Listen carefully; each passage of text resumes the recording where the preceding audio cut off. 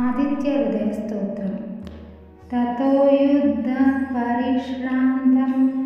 समरे चिन्तया स्थितं रावणं चाग्रतो दृष्ट्वा युद्धाय समुपस्थितम्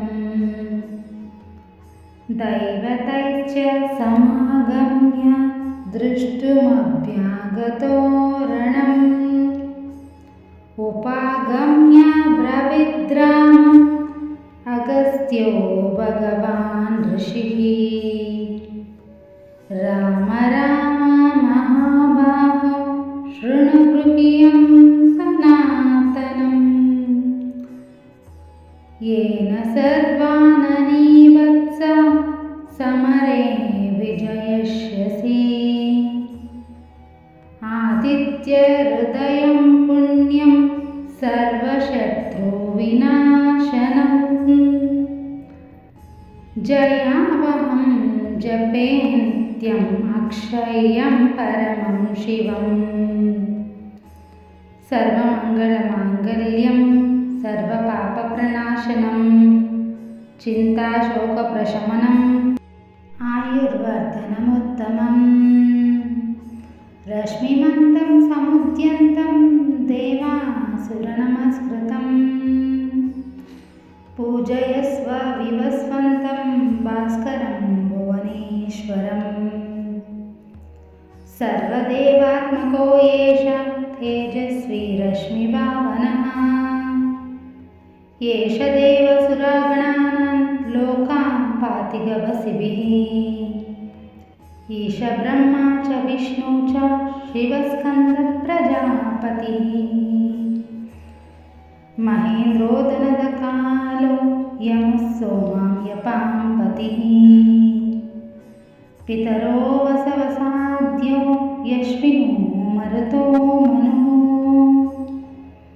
वायुर्वनि प्रजा प्राण ऋतुकर्ता प्रभाकरः आदित्यः सवितः सूर्यः खगपूषा गवस्तिवान् सुवर्णसदृशो भानु हिरण्यरेता दिवाकरः हरितश्वा सहस्राची सप्तसप्तिर्मरीचिमान् तिमिरोन्मन्तः शम्भुस्पष्ट मार्ताण्ड अंशुमान् हिरण्यगर्भ शिशिरस्तपनो भास्करो रविः अग्निगर्भोदितिपुत्र शङ्खशिशिरनाशनः व्योमनाथस्तमो वेदी ऋग्यजुर्सामपारगः घनवृष्टितृपामृत्रो विद्यवीतिप्लवङ्गमः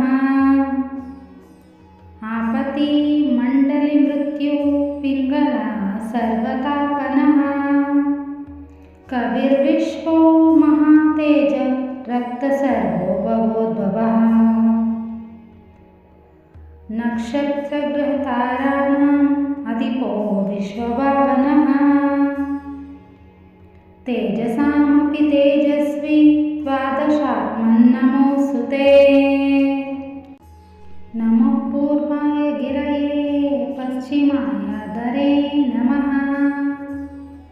ज्योतिर्गणानां पतये दिनाधिपतये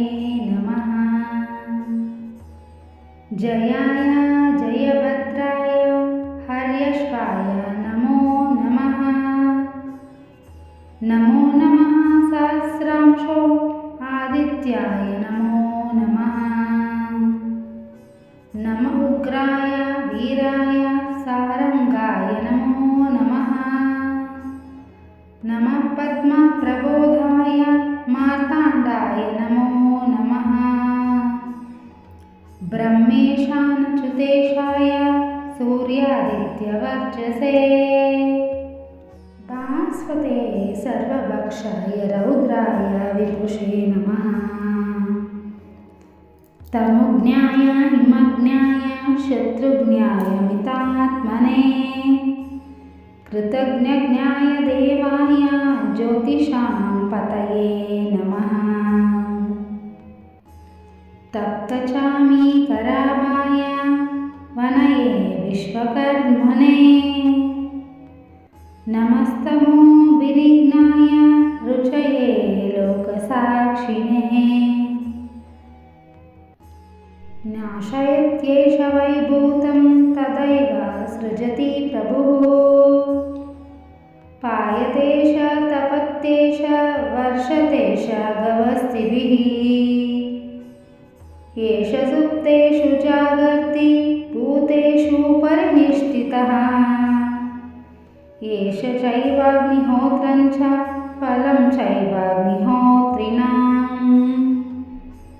वेदाश्च कृतवश्चैव क्रतूनां फलमेव च यानि कृत्यानि लोकेषु सर्व एष रविप्रभुः येन मापत्सु कृच्छ्रेषु कान्तारेषु उभयेषु च कीर्तयन् पुरुषः कश्चिन् नावसीदति राघवः